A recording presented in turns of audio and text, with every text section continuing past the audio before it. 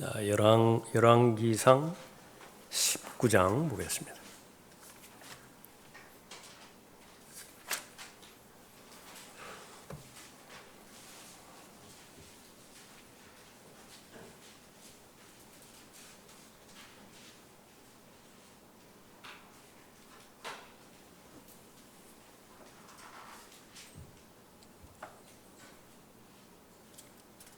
열왕기상 19장을 통하여서 영적 우울증을 극복하려면이라고 하는 제목으로 지난 시간에도 우리가 살펴봤었죠. 4절부터 8절까지 받들겠습니다. 그러나 자신은 광야로 하룻길을 갔으니 그가 향나무 아래로 가서 앉아 죽기를 구하여 말하기를 이것으로 족하오니 오 주여 이제 내 생명을 취하소서. 내가 내 조상들보다 낫지 못하나이다 하더라.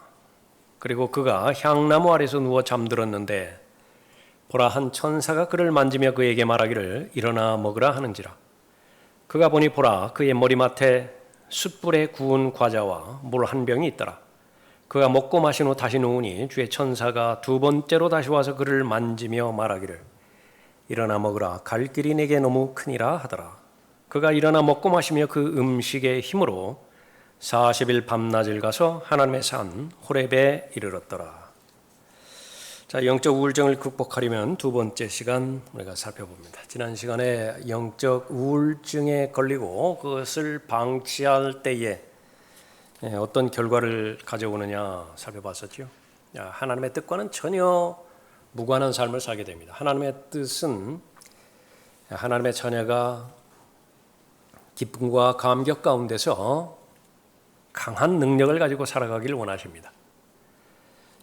풍성한 삶을 살기를 원하시고요. 또 열매 맺는 삶을 살기를 원하십니다. 그것이 진정한 능력이죠. 그래서 여러분은 세상에서 그 능력이 있는 그 기준을 어떻게 평가하든지 기준을 두든지 상관없이 여러분은 여러분의 마음 중심에 아주 고정시키십시오. 하나님을 즐거워하고 있는가? 여러분은 강한 사람이에요. 그러나 다른 여건들이 구비되었다 하더라도 내 마음 중심에서 하나님을 즐거워함이 없다고 한다면 무능한 것입니다. 어떤 형태로든지 질병에 걸려 있고요. 그러니까 특별히 이 영적인 우울증에 걸려 있다라고 하는 사실. 힘을 잃어버리게 만드는 것인데 사탄이 노리는 것이지요. 또 육신이 원하는 것입니다. 제일 먼저 큰 힘을 잃어버리는 것이 분별력을 잃어버립니다. 하나님의 관점에서 바라볼 수 있는 안목, 분별력인데요. 그 분별력을 잃어버리고요. 또 하나 그리스도인이 가지고 있는 힘 가운데서 인내심이 있습니다. 성령의 열매 가운데서 오래 참음이 있죠. 얼마나 많은 성경에서는 인내에 대해서 권면하고 있고 그 인내를 내가 가지고 있기 위해서 어떤 구체적인 조치들과 조건들이 형성되어야 되는 것인가 가르치고 있죠. 그러나 영적 우울증에 빠져버리면 방치해버리면 인내심을 상실하는 것입니다. 여러분의 환경이 그대로 잘 갖추어져 있고 다른 사람들로부터도 내가 심지어는 영적인 사람이라 평가를 받는다 하더라도 스스로가 평가해 볼 때 갑작스럽게 여러분의 감정이 우선적으로 충돌이 그렇게 되어지고요. 또 충동적이 되어지고 그렇게 됐을 때 하나님께서 요구하시는 영적인 인내력이 지금 없다. 그러면 치유 단계입니다. 빨리 치료를 받아야 되는 그런 상태이죠. 또 하나는 좋은 대인 관계를 다 상실해 버리죠. 혼자 있고 싶어 합니다. 사람 만나는 것이 아주 힘들어요. 사람과 대화하는 것 그것이 아주 부담스럽습니다. 그러나 하나님께서는 힘을 하나님의 은혜의 그 능력과 또 하나님의 뜻을 알게 하시고 그 뜻을 실행하는 데 있어서는 사람을 통해서 역사하시죠. 철을 날카롭게 하는 것은 철이에요. 철이 철을 날카롭게 하는 것입니다. 그러니까 내가 성장하는 것은 내 옆에 반드시 사람이 있어야 됩니다. 그 사람은 나를 선대하는 사람이기도 하고요. 나를 지지하는 사람이기도 하고요. 이런 사람만 가지고는 한계가 있죠. 나를 저항하고 나를 대항하고 나를 대적하는 사람도 반드시 있어야 됩니다. 엘리야에게 필요한 것은 바로 엘리야의 동역자, 이제 마지막에 나오면 엘리사도 필요했지만은요, 반드시 필요했던 사람이 아합도 필요했고 이세벨도 필요했던 것이에요. 그러나 영적 우울증에 걸린 결과 하나님을 두려워하지 않음으로 인해서 두려워하지 말아야 될 사람을 두려워하게 되었죠. 그 결과 이 대인 관계가 엉망이 되어버린 것입니다. 그래서 개인 기피증에 빠졌어요. 그 전체적인 그 결과를 봤을 때 삶의 목적을 다 잃어버립니다. 도대체 하나님께서 자기를 왜 불러주셨는지, 또 어느 방향으로 자기가 가고 있는 것인지 그걸 알지를 못해요. 그것을 어떻게 알 수 있는 것이냐 그러면 자기 연민에 빠집니다. 자기 문제에만 빠져요. 그러니까 사람마다 다 다양합니다. 어떤 사람은 돈 문제에 흠뻑 빠져 있고요. 거의 대부분 돈만 생각하는 거예요. 어떤 사람은 자녀 문제에 빠져 있고, 어떤 사람은 건강 문제에 빠져 있고, 어떤 사람은 진로 문제에 빠져 있고, 어떤 사람은 결혼 문제에 빠져 있고, 그러니까 다양하다. 그것을 넘어서면 이제 죄의 다양한 종류도 있습니다. 거기서 헤어나오지를 못해. 아주 습관화되고 그 죄가 자신에게 인격화 그렇게 되어버리죠. 무서운 것입니다.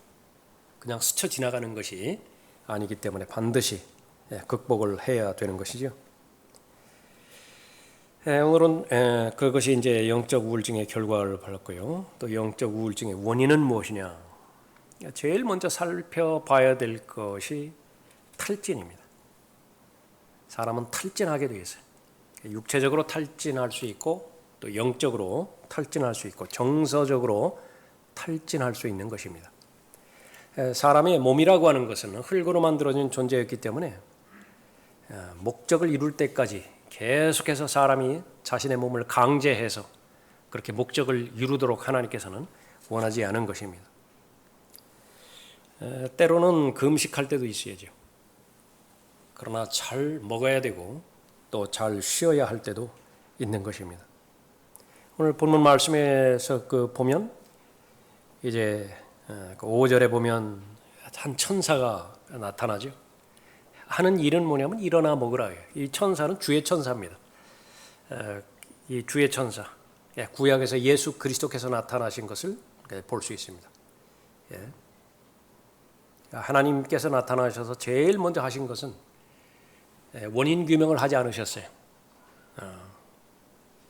내가 무엇 때문에 지금 그런 낙심에 빠져 있고 영적 우울증에 걸려 있는 것인지 그것을 책망하지도 않으셨습니다. 설교하지도 않으셨고요. 무슨 교리를 가르쳐 주시지도 않았어요. 그냥 단순합니다. 먹으라, 자라, 다시 일어나면 또 먹으라. 그것이 바로 하나님의 방법이죠.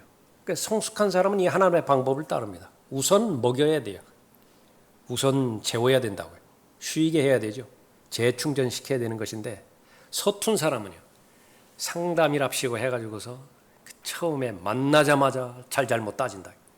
이 원인에 대해서 보죠. 그건 나중에 해도 돼요. 우선적으로 육체적으로 탈진을 했고요.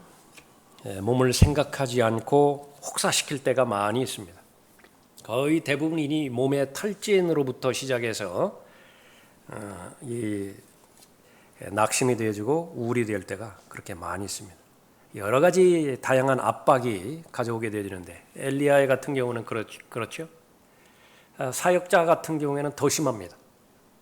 하나님의 일을 맡은 사역자 같은 경우에는 더 심하다. 그 사역을 감당하기 위해서는 우선적으로 하나님으로부터 받아야 됩니다. 받은 것을 가지고서 그것을 자원으로 해서 행해야 되는데, 받는 것이 중단이 되었음에도 불구하고 계속 하나님께서 맡겨주신 일만을 그렇게 하려고 한다. 그렇게 되어지면 그 영적인 능력이 없게 되는 것이죠. 엘리야는 정서적으로 탈진을 했습니다. 칼멜산에서 이 바알 선지자들과 하루 종일 대결을 했어요. 얼마나 긴장했겠습니까? 순간순간마다 위기였겠죠. 목사에게는 주일이 그런 날입니다. 시작하는 날부터, 시작하는 시간부터 끝나는 시간까지 바짝 긴장을 해요. 누가 피해를 보는 것이냐? 목사의 아내가 그 이후에 이제 피해를 봅니다. 그거 잘 관리하지 못한 거예요. 목사가 영적 관리 잘 못했다. 왜 그런 것이냐? 조금 전에 살펴봤지만은 누구든지 하나님으로부터 넘치는 은혜를 우선적으로 공급을 받아야 돼요. 그 다음에 맡겨주신 일을 잘 감당을 해야 되는데 그 어려움을 이제 성도가 조금씩 성숙하면은요 목사의 사정을 형편을 좀 읽기 시작합니다. 그렇게 해서 가장 예민한 그런 상태구나. 실수도 하면 좀 넘어가도 그렇게 되어지는 거죠. 본인이 생각하기에 본인의 설교를 죽 썼다. 아주 침울합니다. 그런데 옆에서 누군가가 거기에 약간 동조하는 투로 얘기를 했다. 오늘 설교는 너무 어려웠어요. 라든지 그것을 교훈 삼아서 그 다음 설교를 잘 해야 되겠죠. 그러나 이 탈진하기 쉬운 그런 사역자나 설교자의 경우에는 한 사람도 예외가 없어요. 엘리야도 마찬가지입니다. 설교를 통해서 하나님의 말씀을 선포를 했죠.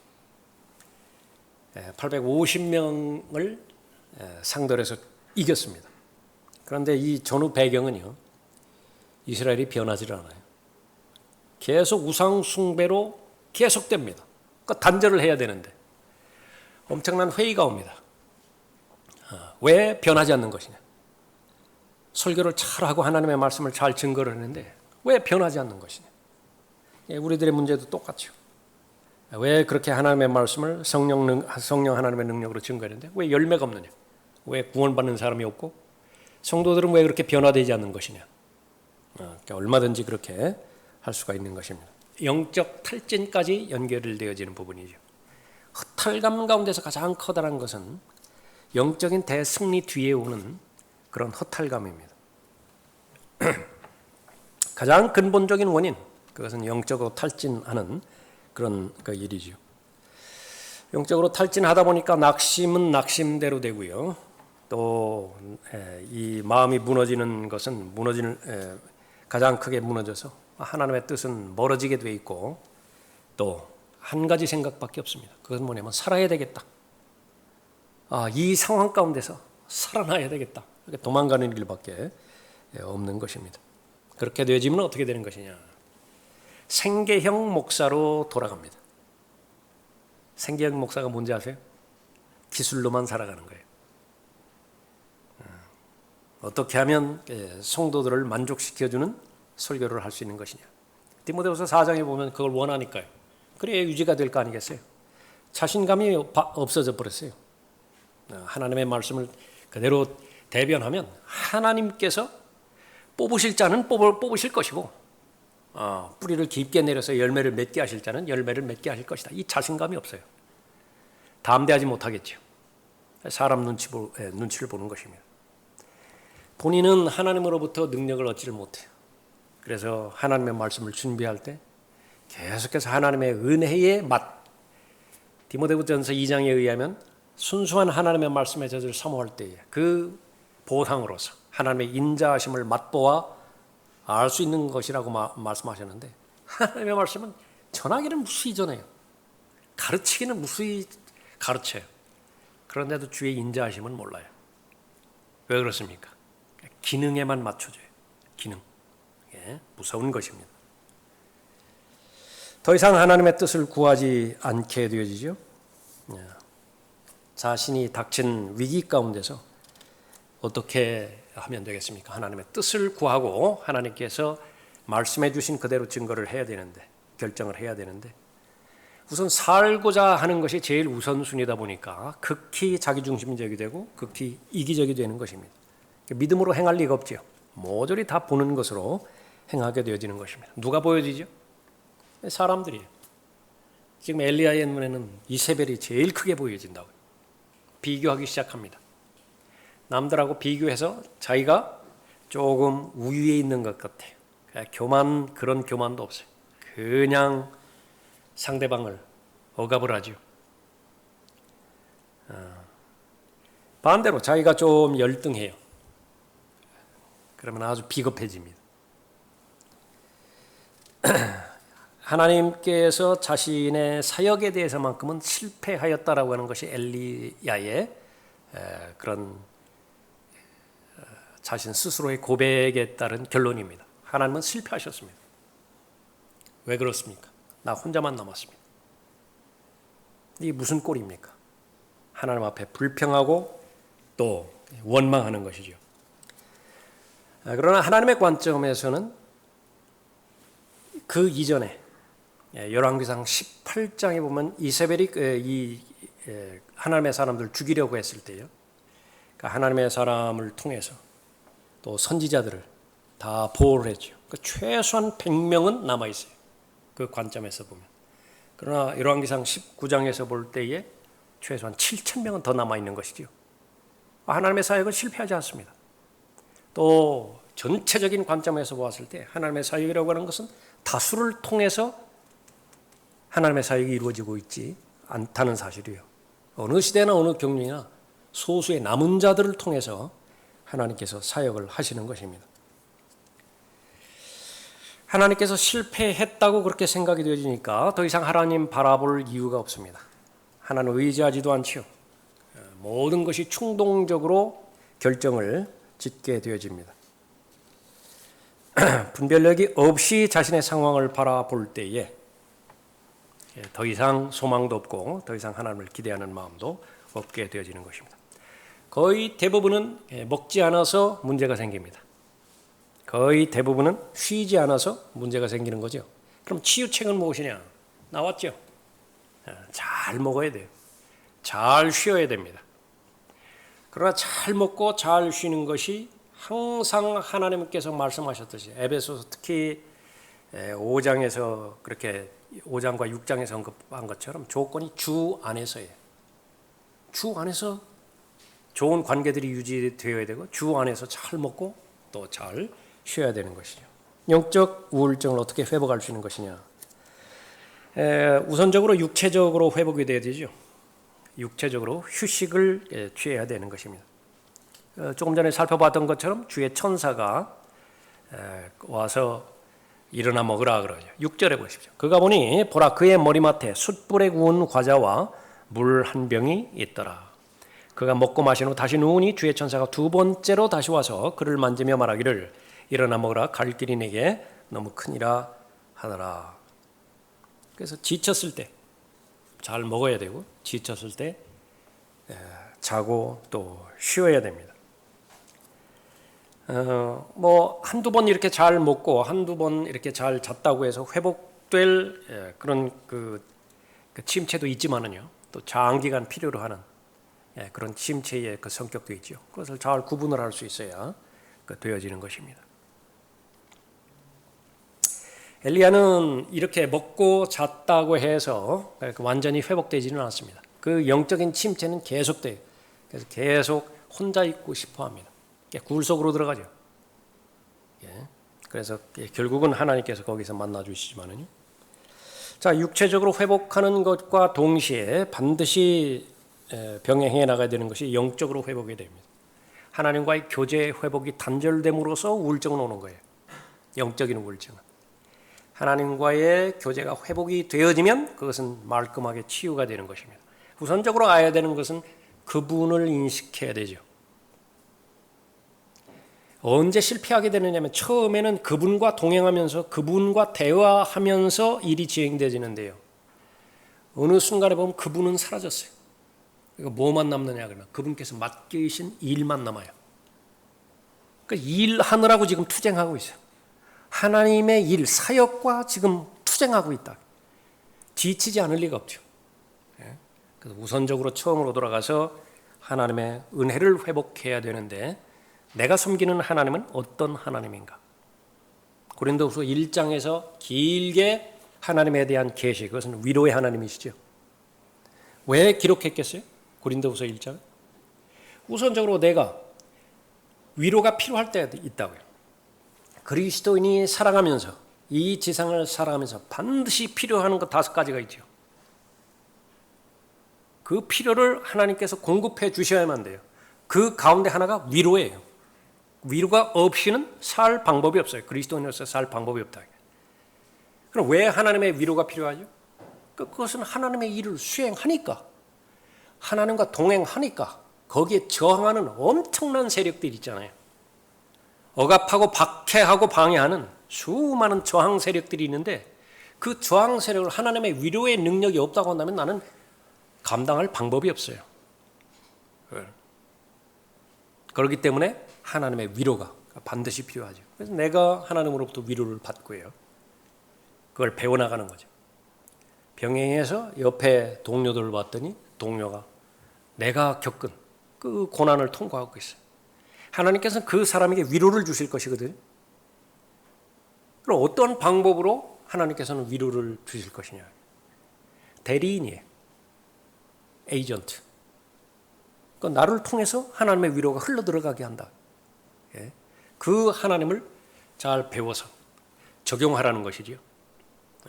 마귀는 1차적으로 그 계시된 하나님의 위로의 하나님이라는 사실을 알지 못하게 만들고요. 그 성경을 듣지 못하고 읽지 못하고 공부하지 못하게 함으로 인해서 모른다고 해요. 고린도후서 1장에 그 말이 기록되어 있는지 몰라요. 두 번째로는 그 말을 알았다 하더라도 자신에게 적용시키지 못하게 해요. 조금 전에 살펴봤던 것처럼 얼마든지 설교할 수 있어요. 위로의 하나님에 대해서. 얼마든지 교리적으로 가르쳐 줄 수도 있어요. 위로의 하나님에 대해서. 그러나 정작 자신이 위기에 빠졌을 때 적용하지 못해요. 그러나 어리석은 인간이 그거는 자기 때문이라고만 생각해요. 그렇지 않습니다. 고린도서 4장 4절의 말씀이 진리라고 한다면 이 세상의 신이 믿지 못하게 만들어요. 다른 것들은 다 적용한다 하더라도 그 상황에서 적용하지 못하게 만들어버리는 것입니다. 가장 최종적인 목적은 무엇이냐 그러면 하나님과의 친밀감이에요. 명심해야 됩니다. 성공적인 삶이냐 패배적인 삶이냐 하나님과의 친밀감에 달려있어요. 여러분의 사람과의 관계도 마찬가지죠. 그 전에는 그렇게 친했던 친구고 부모보다도 더 좋았잖아요. 그런데 뭐 학교 다른 데 진학하고 군대까지 이렇게 가져버려 시간이 그렇게 지나갔을 때 그처럼 서먹서먹할 수가 없다. 무엇이 그렇게 만든 거예요? 친밀감입니다. 친밀감. 그러니까 하나님과 하나님을 즐거워하는 것이 그리스도인의 능력이라고 한다면 그 친밀감을 얼마만큼 내가 소유하느냐 소유하지 못하느냐. 그 친밀감은 어떻게 만들어져요? 자주 만나면 친밀해져요. 그렇죠? 자주 만나면. 상대방을 신뢰하는 것을 상대방이 읽었다. 그러면 믿어줘요. 두 가지입니다.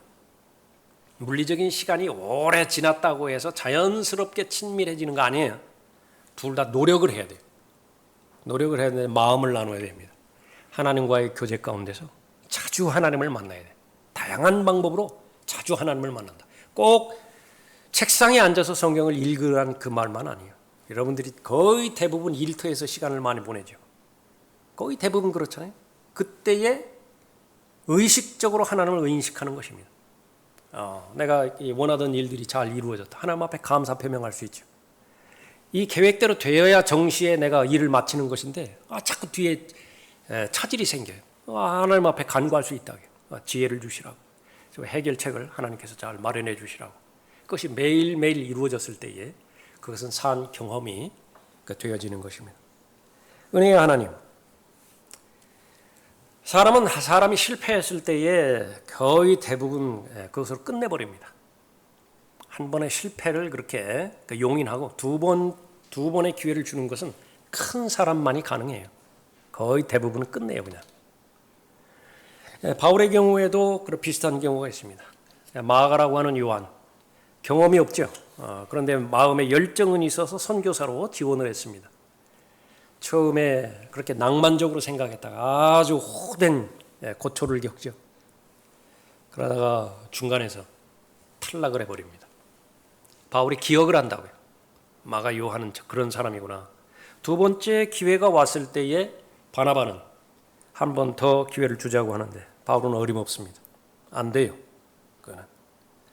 그거는 얼마든지 사람 사이에서 일어날 수 있습니다. 엘리야가 실패했을 때에 하나님께서는 엘리야를 대하는 하나님은 어떤 하나님이시냐? 은혜의 하나님이시죠. 또 한 번 기회를 주시는 것입니다. 엘리야를 다시 품으시는 것이죠. 엘리야에게 바로 잡혀져야 할 것이 있다라고 하는 사실을 모르지 않으세요. 반드시 알고 계십니다. 하나님의 목적은 회복에 있어요. 이 사람을 어떻게 회복시키는 것이냐. 그렇다고 한다면 하나님께서는 그 사람에 대해서 가장 정확하게 아시는 분이기 때문에 어떤 경로를 통해서 접근할 것이냐. 어떤 사람에는 처음부터 매를 들 수도 있겠어요. 그러나 하나님의 은혜는요, 낙담해 있는 사람, 낙심해 있는 사람, 영적 우울증에 지금 방치되어 있는 사람, 그 사람에게는 무조건 품어주십니다. 무조건 용납하시는 것입니다. 쉬게 하셨죠? 그 다음에 또 재충전하십니다. 조금 전에 살펴봤던 것처럼 엘리야를 만나셨을 때 설교하지 않으셨어요. 무슨 교리를 가르치신 것도 아니고 위협하지도 않았습니다. 책망하지도 않으셨어요. 그것은 나중에 하는 것입니다. 단순히 하신 것은 무엇이냐 그러면 만지신 거예요. 엘리야를 만지셨습니다. 그 상한 마음, 그 좌절된 마음을 하나님께서 만지셨습니다. 그 다음에 하신 것은 지금 현실적인 필요, 그것들을 다 공급해 줬죠. 채우셨습니다. 그 방법은 처음부터 또 하나님의 말씀이 주어질 때까지 부드러운 것입니다. 다정하게 대해 주신 것이죠. 그러한 하나님을 만난 엘리야의 지금의 현 상태는 어떤 것이냐. 하나님께서 보실 때에 그렇게 좋아 보이는 면이 없어요. 과거의 잘못에 대해서 회개를 했느냐? 아니에요. 지금 현재 천사를 통해서 필요를 공급해 주셨고 하나님께서 이제 대면하실 텐데 그 하나님에 대해서 감사를 표명하는 것이냐? 감사도 없어요. 그럼 앞으로 자신이 하나님께서 부르신 사람으로서, 사역자로서, 선지자로서 하나님의 일을 맡아서 감당해야 되는 부담이라도 안고 있는 것이냐? 그런 것도 없어요. 그 사람의 무엇이 아름답다고 좋다고 하나님께서 그렇게 은혜로 대해 주시겠어요? 우리는 몰라요. 지금까지 살아온 인생을 살펴본다 하더라도 얼마만큼 내가 가지고 있는 것들, 소유한 것들이 많았음에도 불구하고 그런 것들에 대해서 일일이 감사하지 않았습니까? 그럼에도 불구하고 하나님께서는 품어주신 것입니다. 얼마나 많은 죄를 지었어요? 얼마나 많이 의심하고 얼마나 많이 믿음으로 행하지 않았습니까? 일일이 다 자백했나요? 일일이 다 회개했나요?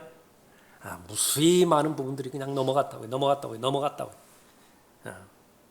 그런데도 하나님께서는 눈 감아주시고 품어주시고 그러셨습니다. 왜 그렇죠? 지금 상태가 믿음이 연약하기 때문에 그래요. 믿음의 분량이 작기 때문에 그래요. 분별력이 없기 때문에 그렇습니다. 하나님의 은혜였던 것입니다. 엘리야는 하나님으로부터 도망갔습니다. 정상적인 경우라고 한다면 하나님도 엘리야를 버려야 돼요. 그러나 그러신 분이 아니죠. 사람은 실패하게 되어 있습니다. 사람은 범죄하게 되어 있어요. 그렇다고 해서 1대1로 반응한다고 한다면 사람은 절망적이죠. 제일 먼저 엘리야를 만난 하나님, 그 하나님이 은혜의 하나님이다. 회복시키는 하나님이시라고 하는 것을 인식할 때에 영적 우울증으로부터 회복할 수가 있는 것입니다. 하나님의 방법을 믿어야 됩니다. 회복에 대한 하나님의 방법. 13절에 보십시오. 12절. 또 지진 후에 불이 있었으나 주께서 그 불 속에도 계시지 아니하더니 그 불 후에 미세한 음성이 있는지라.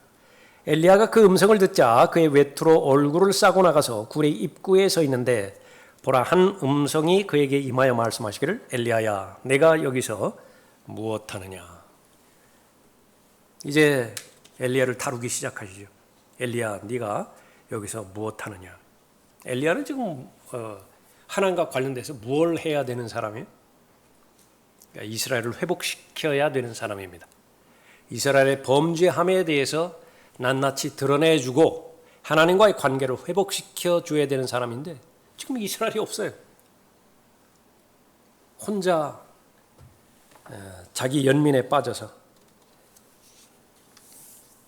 낙심하고 있는 것이죠. 주님께서 다가오셨고요. 세밀한 음성으로 들려주셨습니다. 성도가 주님의 세밀한 음성을 듣지 못한다, 듣는 것에 실패한다고 한다면 그것은 종교입니다. 아무리 잘해봐야 종교예요. 종교도 만족을 줘요. 왜 그렇습니까? 윤리와 도덕도 만족을 주잖아요. 다른 사람 다 죄 짓는데 그러니까 나는 죄를 안 지었다. 자기가 얼마나 대단해 보여요. 그 목적으로 예의 지키는 것이거든요. 윤리와 도덕의 선을 넘지 않는 거예요. 자기 만족을 준다고요. 그보다 더 큰 것은 종교예요. 공산주의 신념을 위해서도 자기 목숨 버리지 않습니까? 이데올로기는 그만큼 만족을 줄 수 있는 힘이 있어요. 자기 신념에 의해서 살아가는 사람들이 얼마나 많아요. 굳이 살아계신 하나님을 만나지 않는다 하더라도 그런 힘으로 살아가는 것입니다. 거의 대부분 교회에 그렇게 나와요. 실제로 보면 내가 하나님의 말씀을 존귀히 여기지도 않고 하나님의 말씀에 두려워 떨지도 않고 또 이 하나님의 세밀한 음성을 듣는 데 있어서 나의 관심조차 없다고 한다면 많은 의식 가운데서 그 의식을 행했다라고 하는 사실 자체가 만족을 주는 것입니다. 실패예요. 그런 삶은 실패입니다. 그래서 그 마귀는 자꾸 부추기는 것이 내가 잘 믿는 것이다. 내가 잘 믿는 것이다. 그래서 예수 그리스도를 영접할 때도 개인적으로 인격적으로 영접하라고 말씀하죠. Personally, individually. 다른 사람 다 배제시켜야 돼요. 그것이 본인이 확신이 돼야 돼요. 그 다음에 하나님의 말씀을 통해서 하나님과 교제하는데도 마찬가지입니다. 개인적으로 인격적으로 주님을 계속 알아가라고 하는 말이 바로 그 부분이라. 어떻게 하면 되겠는 것이냐? 주님의 음성을 듣는 것입니다. 하나님의 양무리를 맡겨주신 목자에게 그 일들을 맡겨주셨는데요. 목사가 하나님의 세밀한 음성을 듣는데 실패했다. 그 사역은 아무리 번창한다 하더라도 실패한 사역이에요. 이 부분을 하나님께서는 엘리야를 대면하면서 아주 세밀하게 알려주시는 것입니다. 내가 가지고 있는 생각들 하나하나 하나님의 은혜의 보좌 앞으로 가지고 가서 하나님과 대면해야 돼. 일일이 내 마음 안에서 일어나는 모든 생각들을 하나님 앞에 다 알려드리는 것은 가장 현명한 삶입니다. 단 가능하면 소리 내서 알려드려야 돼. 육성으로 보고해야 돼요. 육성으로. 마음으로만 하지 말고요. 육성으로. 그렇게 해서 일일이 확인을 그렇게 받아야 되는 것입니다.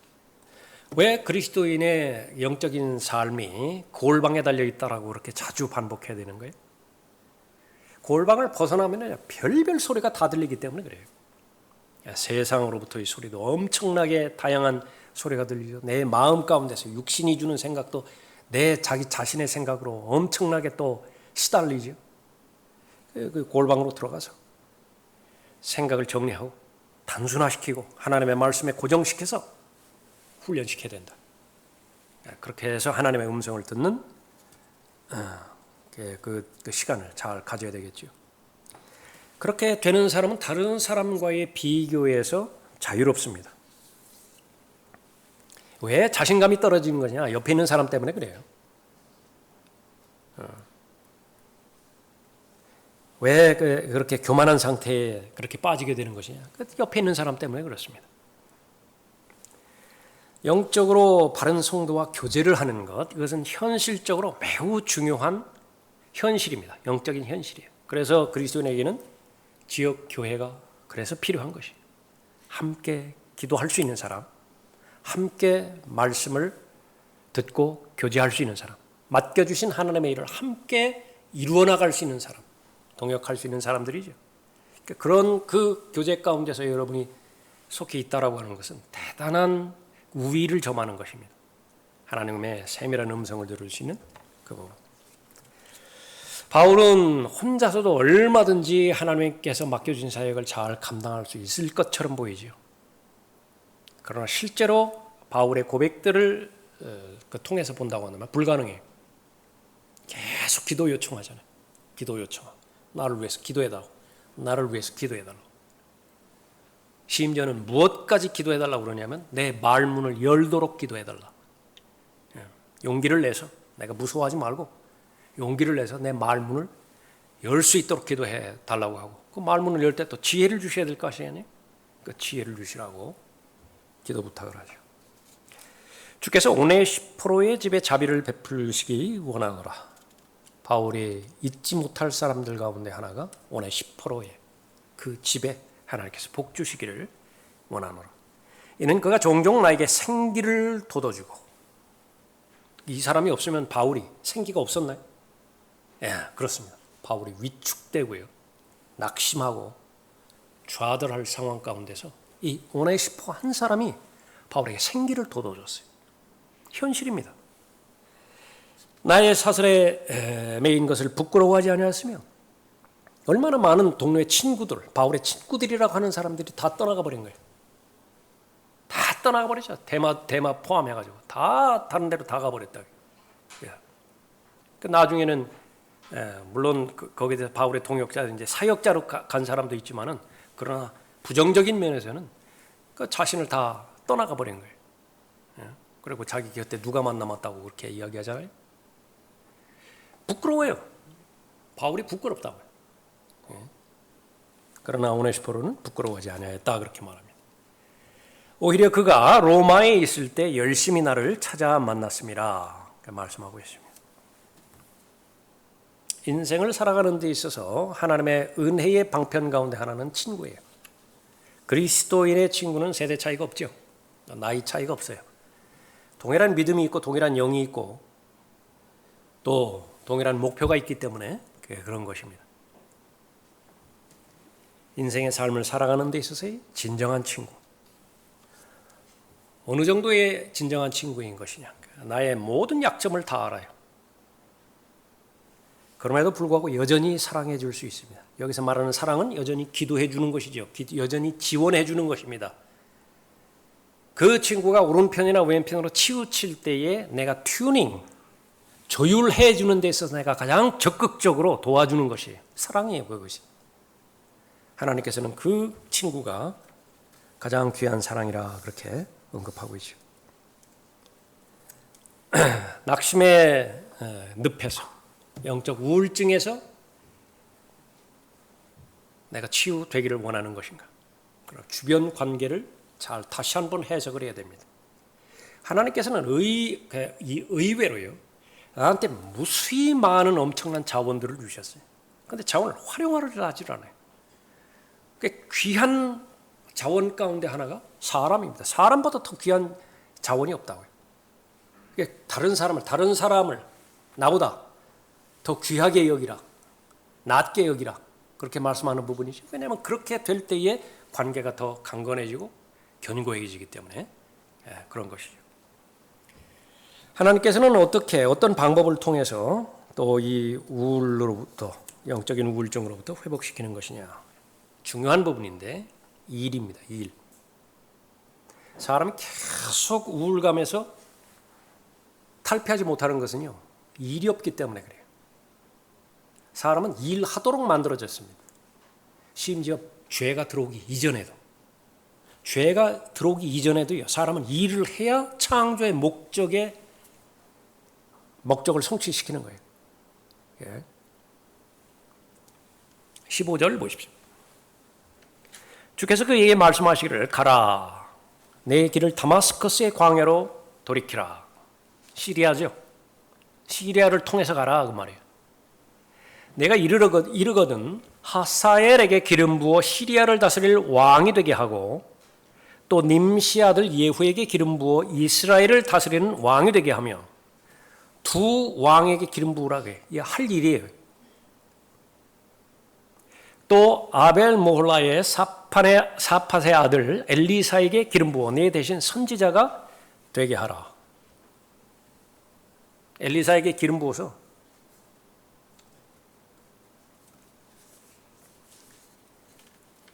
하나님의 사역자가 되게 하라, 그렇게 만드는 거죠.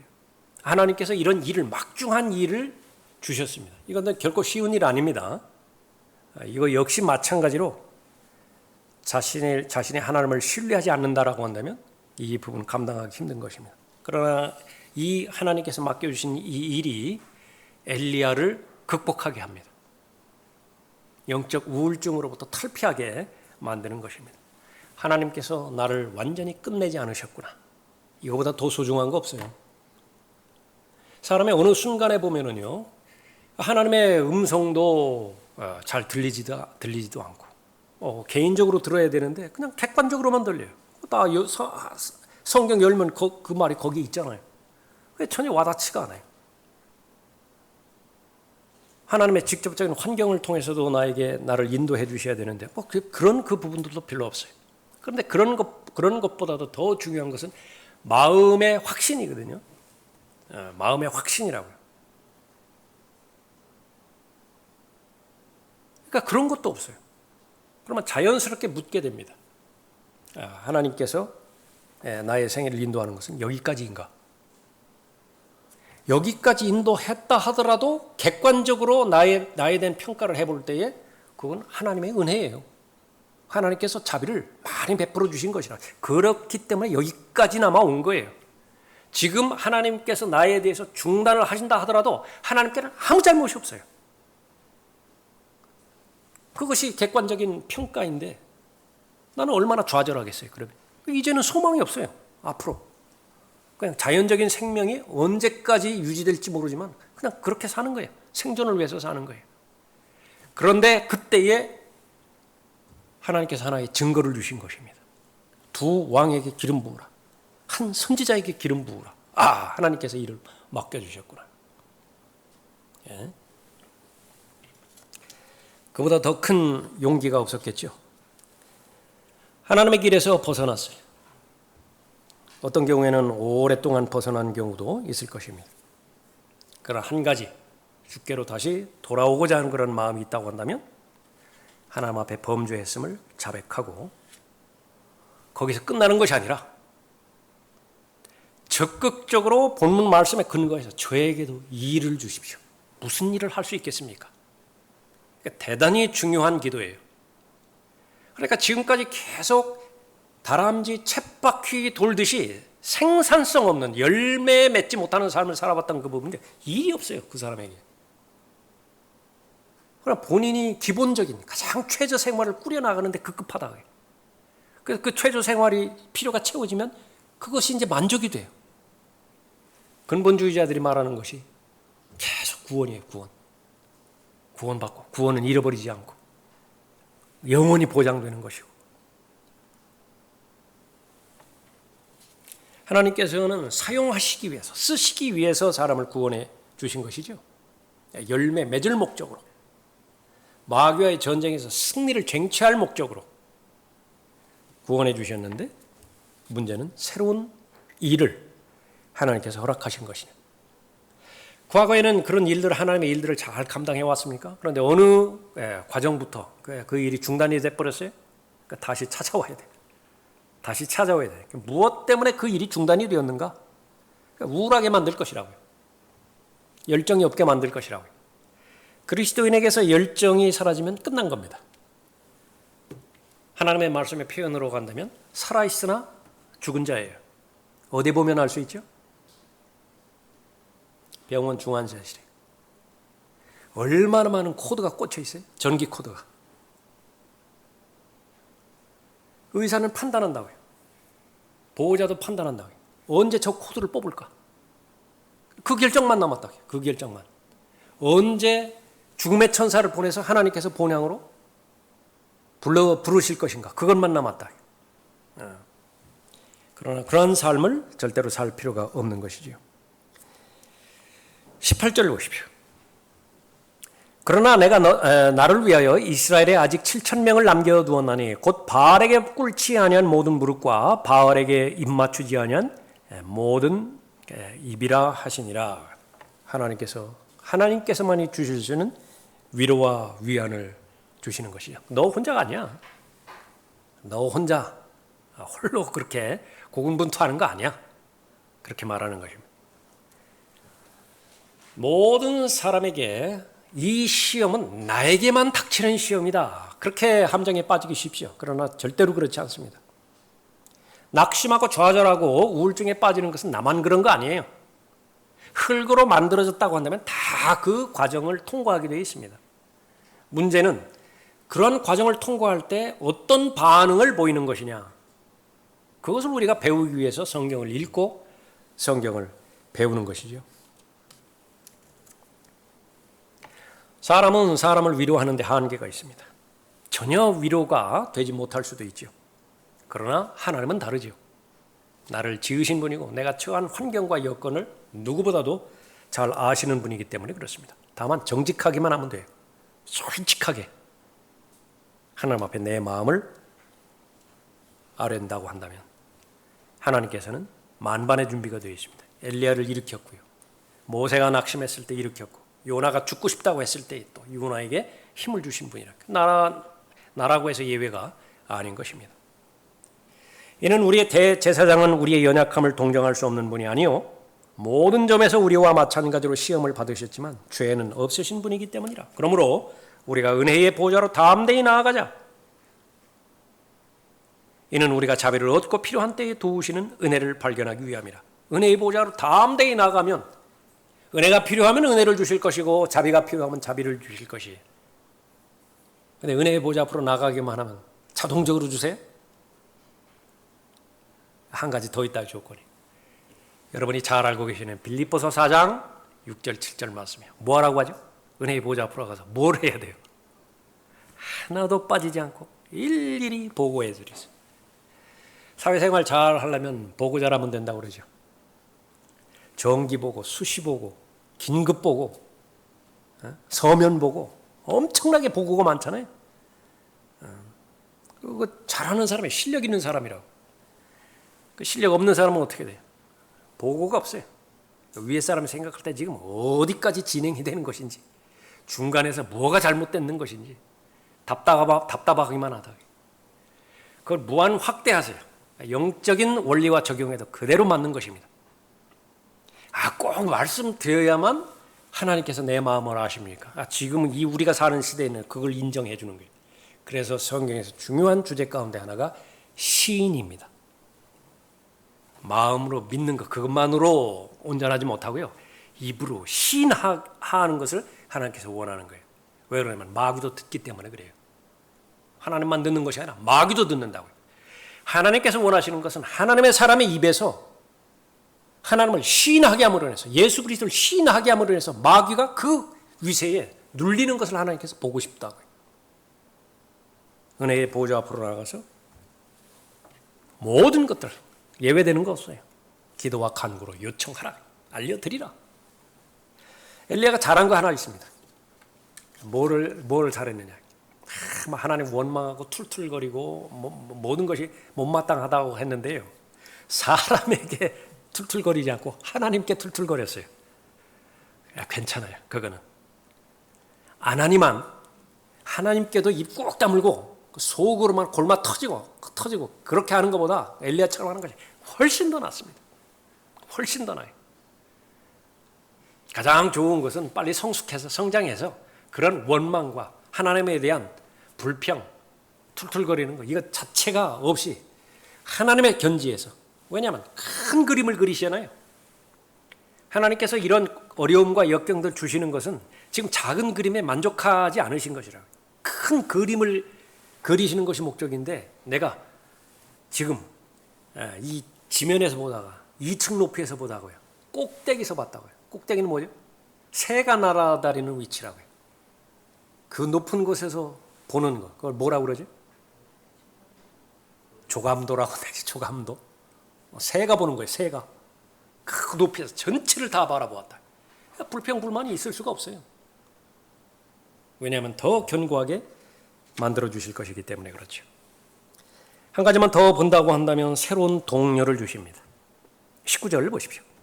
그리하여 그가 거기서 떠나 사압핫의 아들 엘리사를 만났으니 그가 자기 앞에 12결의의 수소들을 앞세워 밭을 가는데 그는 12번째 결의와 함께 가는지라. 엘리야가 그를 지나치며 자기 외투를 그 위에 던지니.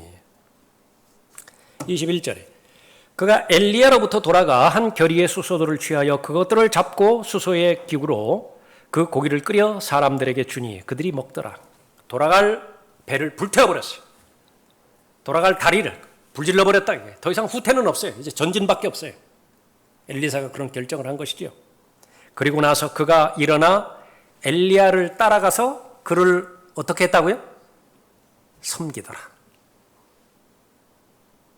너무 아름다운 기록입니다. 엘리사를 주셨습니다. 엘리야가 조금 전만 한다도 어떻게 되세요?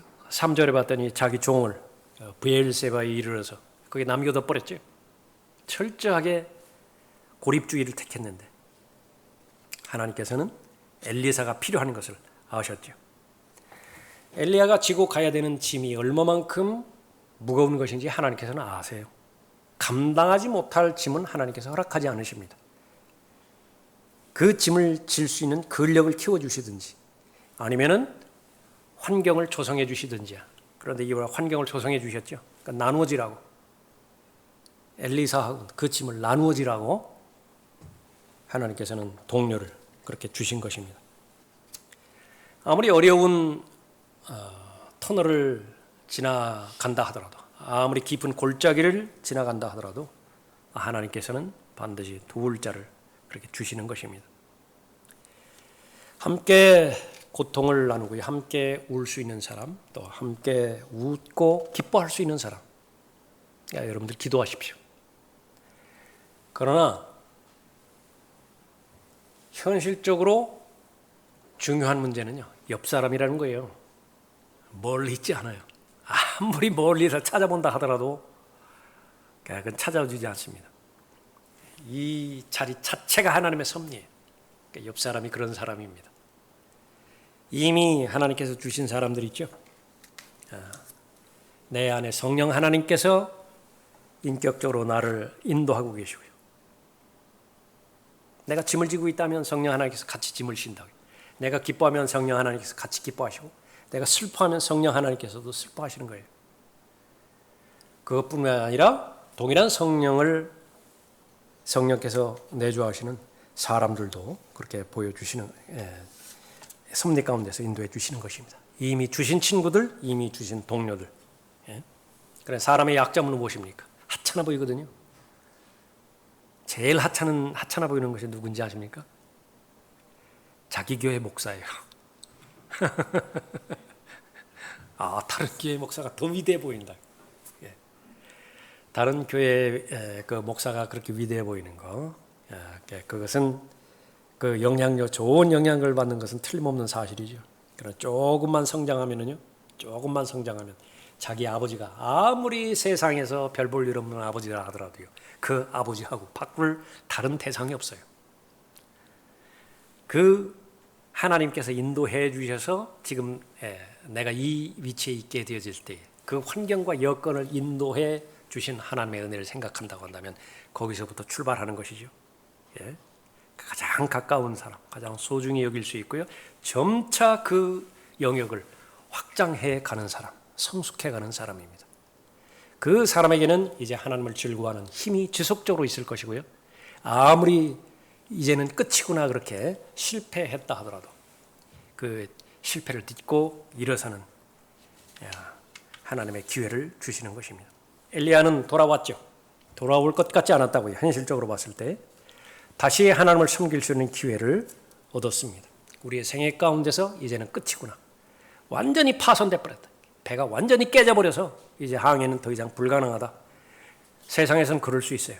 그러나 하나님과의 교제, 하나님의 사역에 관련되어 있어서는 그런 불가능은 없는 것입니다. 혹 그런 상태에 있다고 한다면 오늘 하나님의 음성, 한 음성만 들으십시오. 내가 여기서 무엇하느냐, 내가 어떤 목적과 어떤 계획을 가지고 너를 구원하였는지 아느냐, 그 음성만, 세밀한 음성을 들을 수 있다고 한다면 여러분이 어떠한 어려움과 역경 가운데 있다 하더라도, 또 어떠한 영적인 고립감에 있다 하더라도 회복할 수 있는 것입니다.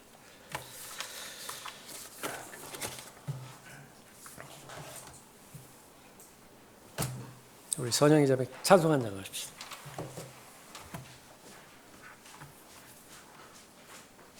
우리 313장 찬송하겠습니다.